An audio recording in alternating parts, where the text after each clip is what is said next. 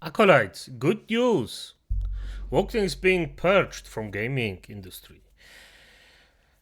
What this is about is basically because Polygon got actually sold to something, I don't remember exactly what, just because they struggled to actually get around and well make some money. And I'm gonna be honest, I'm not even sad about it and I don't care about those people. Game journalists are, in my opinion, scum. Or not all of them, of course, but the big wigs, the Polygons, the IGNs, most of them irrelevant. If they just fall off, they get layoffs or something like that, well, welcome to McDonald's. Para pa pa pa. You will love it if you want or not. But let's just start. Hey, what's up guys, Rip here. So today we're going to be looking at some more bad news for games journalists. For the average person watching this video, it's probably not too surprising to see another big round of layoffs because games journalism over the past decade plus has really devolved from providing insightful articles on gaming related news and game guides and stuff like that to endless attacks and culture war related stuff where they have turned themselves into activists more than journalists, using their position to attack people they ideologically disagree with. It is definitely one of the more woke mediums out there, and that is reflected in their work, which is, again, devolved into something that doesn't even resemble games journalism whatsoever. Now, the latest group to be hit with a massive round of layoffs is, of course, Polygon. So, good. It's still, when I hear it, I feel it's like it's just so good to hear. My little black heart just feels warm around. That's good. Polygon's been around on the scene for a very long time now, but over the past couple of years, pretty much all they do is release hit pieces on various things they find problematic and release some of the most cringe-worthy articles you'll ever see on the internet. So here's the news. Ironically enough, reported by Kotaku, who's probably next. They say this: Polygon sold to Valnet and hit with mass layoffs. One of the biggest gaming sites around was just blown up. You can see down here, the video game website Polygon has been sold to click farm powerhouse Valnet, and much of its masthead has been laid off, Kotaku has learned. The sale was subsequently announced in a press release. Multiple staff members have posted online about losing their jobs or about colleagues now being out of work. So, as you can see... And sorry, a normal human being should feel bad for you? Nah. Game journalists had it way too good for way too long for that bollocks they actually always freaking talk. Incorrect information, just sticking their effing politics everywhere they just effing can. No, good. Fair enough. They've been sold off to this Valnet, who's described as a click farm powerhouse. And you know what? Kotaku's not wrong here, even though Kotaku's pretty much guilty of the same thing. Yeah, Valnet pretty much exists to grab as many of these various platforms as possible, get them under their wing, and then just produce as many articles as possible. Okay, yes. Quality doesn't matter, it's quantity. They just want to push out as many articles as possible to collect ad revenue and basically go from there and hope it's a financial success.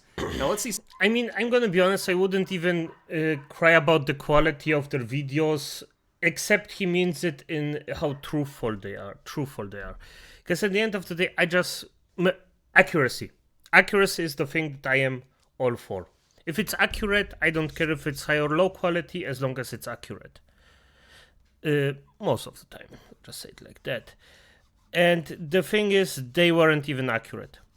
They just bollocked everything out on low quality and didn't even give enough of a shit to actually look it up and have something accurate.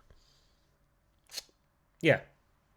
Some of the reactions on Blue Sky, because where would you find the reactions to this news about games journalists other than Blue Sky? Because that's where all of them go. It's the biggest echo chamber for their kind. So you can see Chris Planty here saying, I no longer work with Polygon. If you're hiring, please consider the many talented writers and editors now on the market.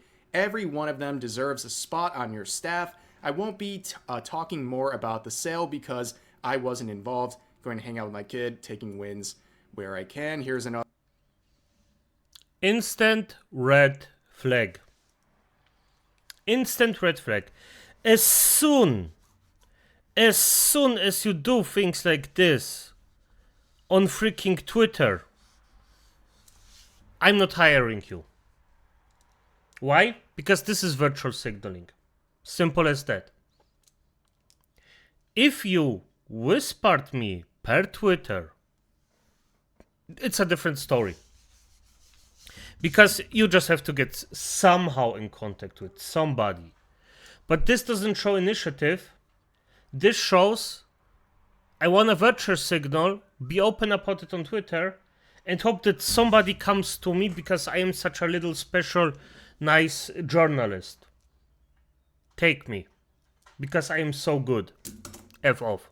Another one saying, by now, you've probably heard the news. Polygon has been sold to Valnet, and I, along with most of my wonderful colleagues, have been laid off. So it's very clear from the jump here that it's the majority of the employees who have been laid off as a result of this sale. And here's one more from Nicole Carpenter saying, I'll say more later, but I no longer have a job. I'm looking for work, as are so many of my amazing colleagues. I have lots of ideas and things I'd like to write. I'm really in shock. Now, I covered this post because of this final part right here. A lot of people acting very shocked that this happened to Polygon. In fact, if you just search... Yes. Because they were most of the time in power. Now they are shocked that they can get touched. That there are actual consequences for just continually making a bad job. Yes, people are shocked because of it. Polygon on Blue Sky, you'll see a blob of tweets like this saying Polygon and Giant Bomb dead in the same week is just unfathomable. Polygon and Giant Bomb people, drinks around me at Summer Games Fest from Jason Schreier. How the F does this happen to Polygon? God, this industry. So there's a lot of shock among the games journalists. They don't understand how this could have happened to Polygon. Well, to anyone who's a neutral observer of this entire thing, you're not surprised at all. I mean, the writing was on the wall. This is going to happen to pretty much every single one of these major networks out there for games journalism. Yes. They're going to get sold off and their employees are going to be laid off in mass. It's going to happen because no one cares about games journalism anymore. And that's a shame because they did it to themselves. There's no other people they can blame other than themselves. It's been, at this point, over a decade of nonstop slop and activism instead of providing insightful... I agree on him with the only point I disagree with him that it's a shame. You want to tell me that you actually have compassion for people who did all of this, like the things that you just said, and you feel bad for them. Why? They did this to themselves. They fucked around and found out. And I think it's something good. Articles on the related subcultures. They have gone completely mask off politically. They've made it clear that that's more important than actually providing some gaming news and doing their job as they're supposed to. This is not surprising at all. And Polygon is just one of many where the quality of their articles is mediocre. And it's not just mediocre, it's cringeworthy. Like, some of the headlines they do are not only very abrasive and try to make some sort of a stance on various issues that they don't really have the right to be talking about as a games journalist, but also they just make some weird articles that just make you scratch your head and say, how did they think that was a good idea?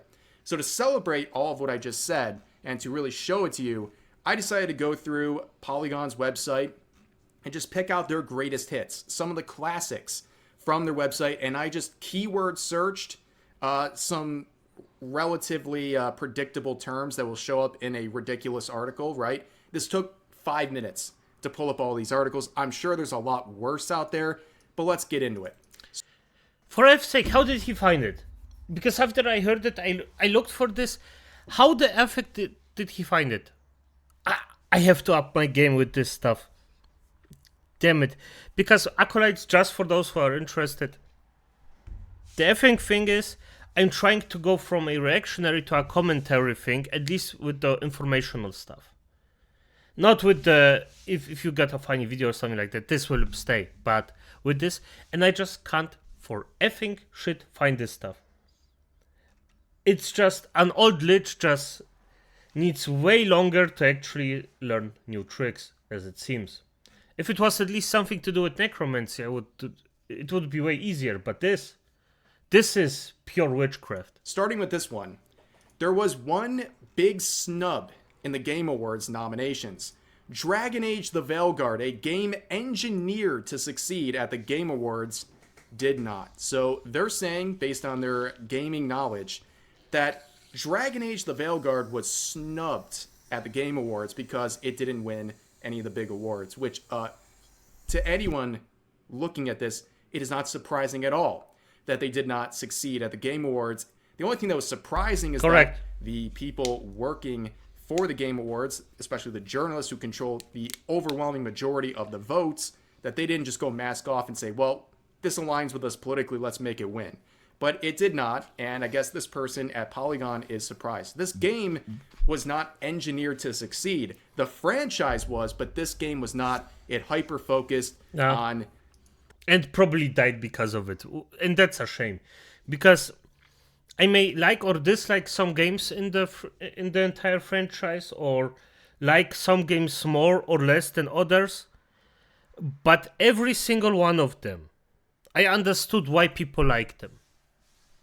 It may went in a direction that I didn't like, fair enough, throw it out, look for some other entertainment. They still were fun games for other people. But this slob,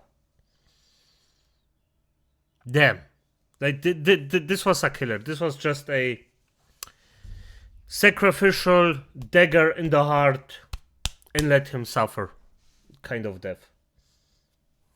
The characters' identities and getting into identity politics and all of that stuff, and having a bunch of obnoxious messaging throughout the game, and overall just, it was a boring story. There's nothing to it. But let's look at other articles. Like this absolute hood classic, Disney's hottest animated animal characters ranked. I'm going to be honest with you guys. I thought this was a meme. I thought this was like a made up article. And that's real. It's right on their website. And they actually go through all of the animals from Disney. And it's... Why? Oh, for... Okay. Why am I even surprised that now bestiality is becoming a thing? Why? It's... I mean, I didn't expect it. But... Okay.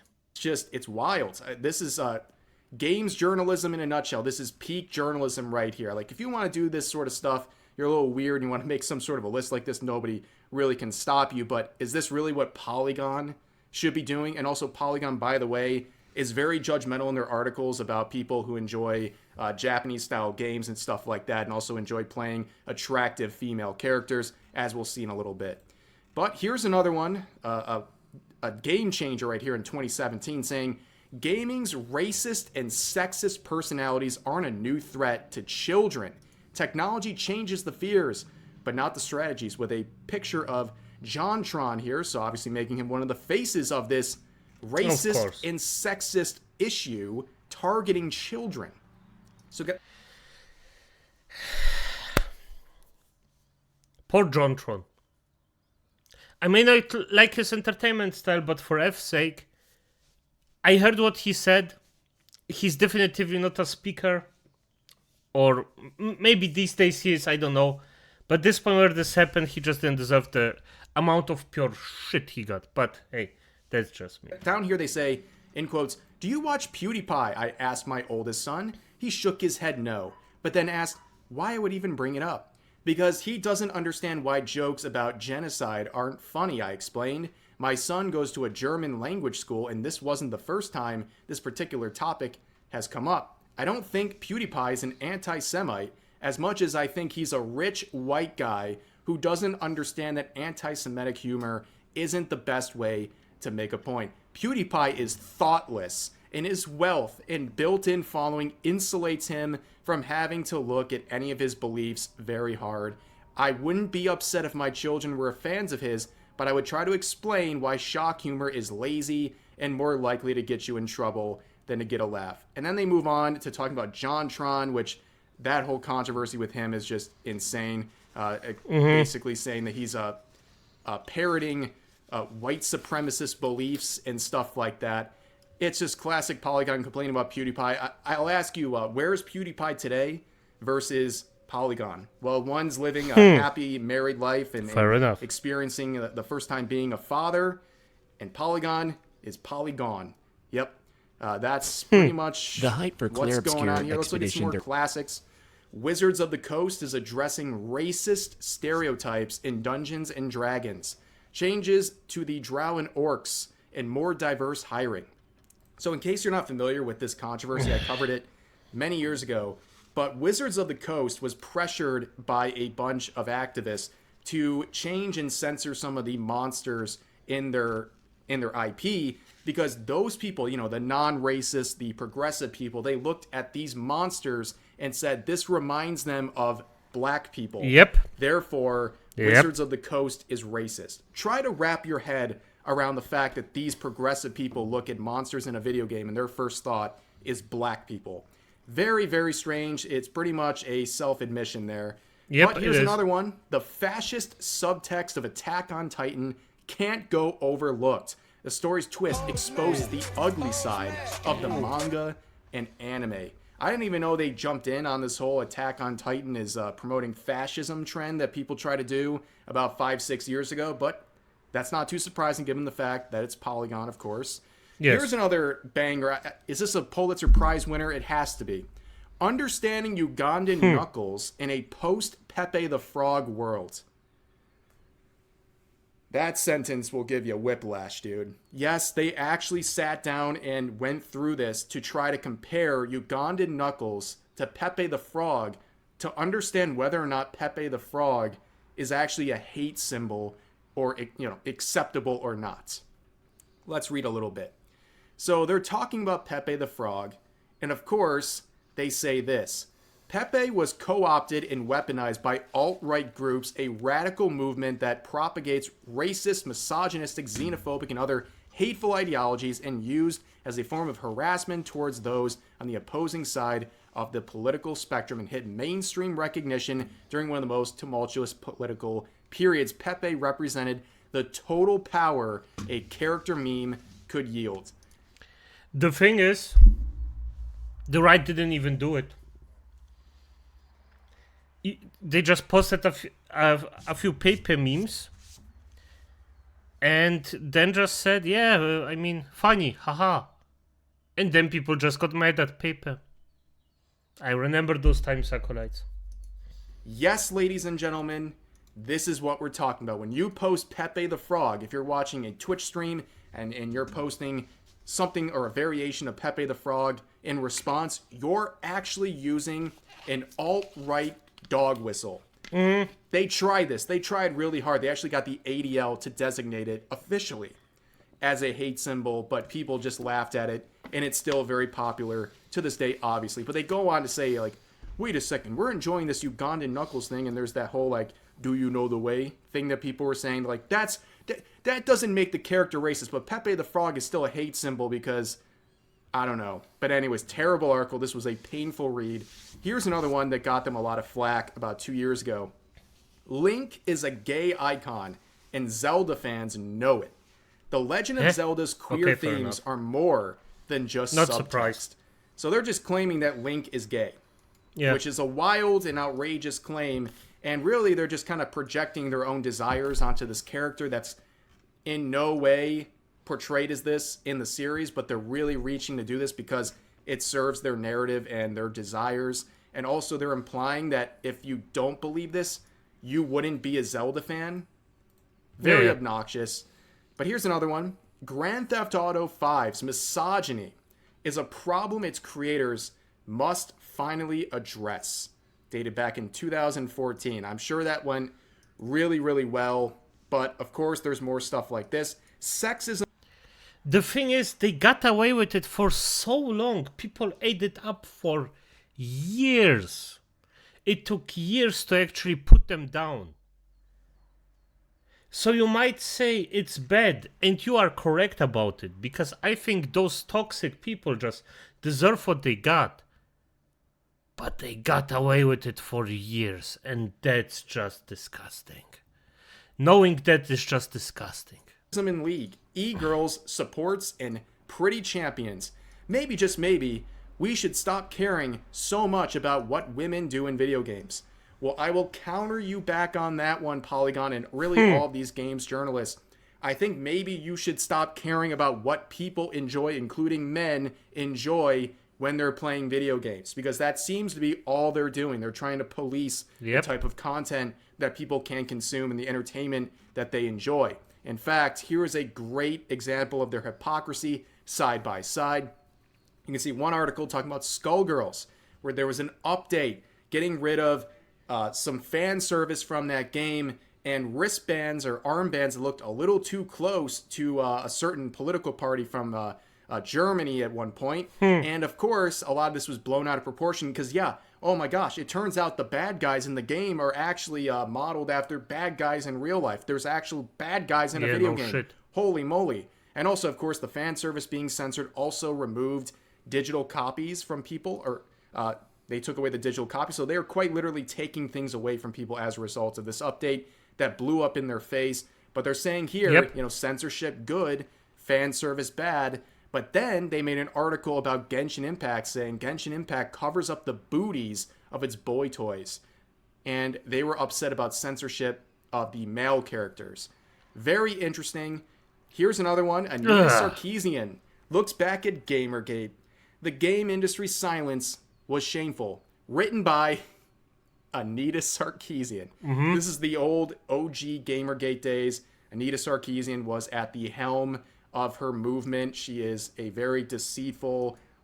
By the way, she got a few $1,000 for a few videos, and she put less effort in them than me. So yeah, at least I try to have some kind of commentary here. She didn't do shit. Just repeated the same thing again and again and again and again. Yeah, and I seen every single one of them. I'm gonna be honest, I just don't know how the fuck people argue that reaction content is the worst content on this platform, and then you have people like this. It's fair enough. Liar, and she is someone who's caused immense damage to the gaming industry in the direction it was going back about a decade ago, focusing on censorship and attacking developers for not being inclusive enough or not focusing enough on women and what they want in gaming, and also labeling anything they possibly could as misogynistic and any other phobe or ist she could think of. But it's ironic that she was still with them as close as 2020, and she wrote an article basically talking about her own experience in the third person. Interesting to say the least. But here's another one from recently. If you're thinking this is all stuff from 10 years ago or 5 years ago, you'd be wrong. They wrote this article days ago. The Last of Us's post-apocalyptic homophobia reveals its shallow setting. The story about tribalism that refuses to think about tribalism. Yes, there's post-apocalyptic homophobia in The Last of Us, because that is the main takeaway from this recent second season. Absolutely insane stuff, but you shouldn't be surprised. And I also want to point out this little section here shared by Grums, where you can see this, I think now former Polygon writer, well, at least they're all former now, right? Saying they find it extremely difficult to believe that this was accidental, but who knows? And this was referring to Stellar Blade in a short-lived controversy they had where there was this graffiti next to the R shop, so it said hard R. And of course, these are Korean developers who made this, and this was clearly just a coincidence, but this Arthur guy was going with the narrative, and oddly enough, as you can see, they have some of the greatest hits of all time in games journalism. Bayonetta 2's blatant over-sexualization puts a big dent in an otherwise great game. I thought she was liberating. Interesting how they flip-flop on Bayonetta. But it depends on the time of the day. In this moment, she's liberated. 2 seconds afterwards, she's a victim of I don't know what. Another one, a male character criticizing a woman for going into battle with her shirt hanging open is the snake eating its own tail of video game sexism. Wow, that's a lot of word salad right there. But checking in on this individual, I want to share this because I've never seen this before on Twitter. In many years of using the platform, AGs is temporarily unavailable because it violates the X hateful profile policy. And this is real. I've never seen this before. You can't even view their profile. I mean, you couldn't anyways because they've gone private since. I've never seen this label. Like, you can think of the most diabolical users on Twitter sharing the most disgusting, hateful, dangerous stuff ever. I've never seen this label applied to anyone else but this account, and how they earned it, I have absolutely no idea. But people get banned all the time. What the fuck? Fair enough.